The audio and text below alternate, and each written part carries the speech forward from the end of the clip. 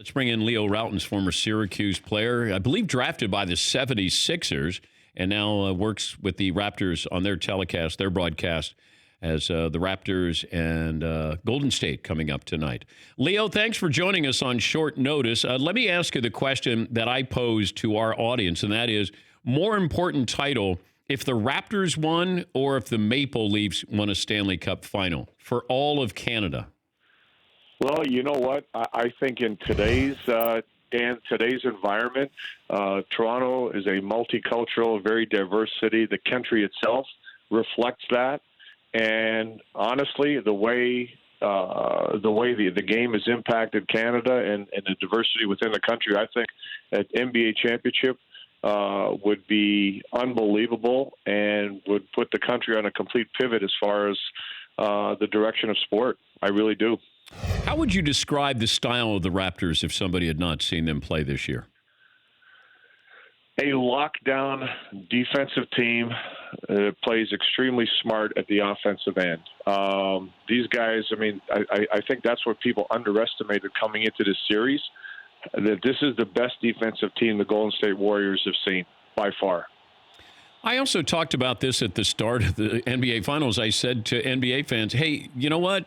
You may wake up and go, boy, the Raptors are pretty good, or the Raptors are going to win this title. It feels like everybody is just focused on the Golden State portion of this program, and that is, if they win, okay, dynasty, and Kevin Durant leaves. If they lose, that ends the dynasty. What's that mean for them going forward? What's it mean for Kevin Durant? And then now we're getting to the point where people are actually writing columns saying, boy, the Raptors are a really good team. And, man, they've been the better team in the finals.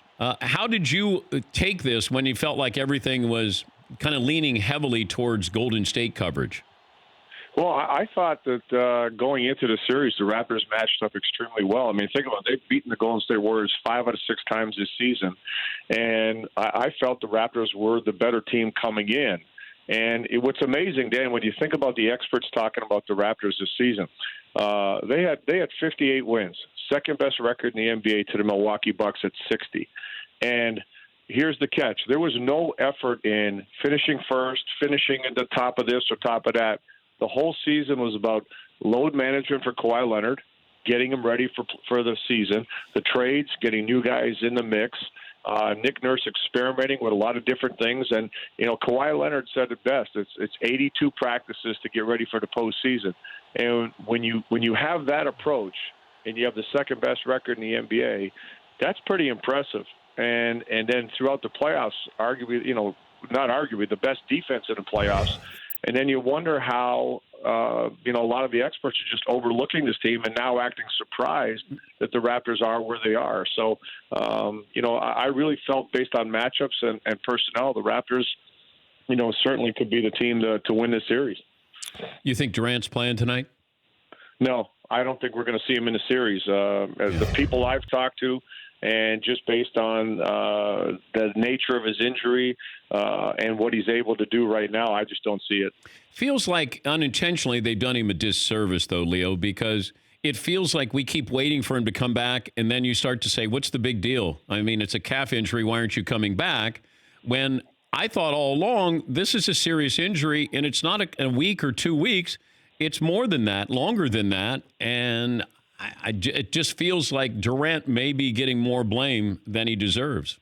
Yeah, I think the longer something like this goes, it's almost like what happened with Kawhi last year, where people are saying he doesn't want to play.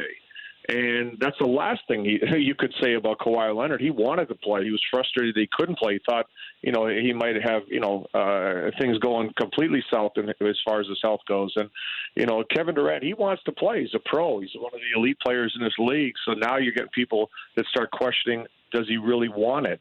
And that's when it gets ugly. So, I agree with you. I don't understand that if he indeed ends up not playing, why this kind of continues in this process. Does anybody think about the possibility of Kawhi leaving Toronto? Right now? Obviously, it's a possibility, right? There's no question about that. But I think the Raptors have made a great case for him staying there. And I think there's a few factors that are, obviously the success of this team this season. And if they win a championship, that's a huge a huge bonus.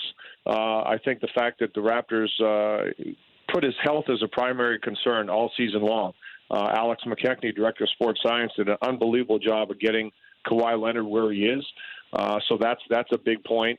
And in light of the fact that he did have this serious injury and pretty much missed the entire last season, Raptors can pay him $50 million more than anybody else. And if you've had an injury like that, that has to be a consideration. And the last thing is Toronto's a heck of a city. So I think the Raptors are definitely in the mix.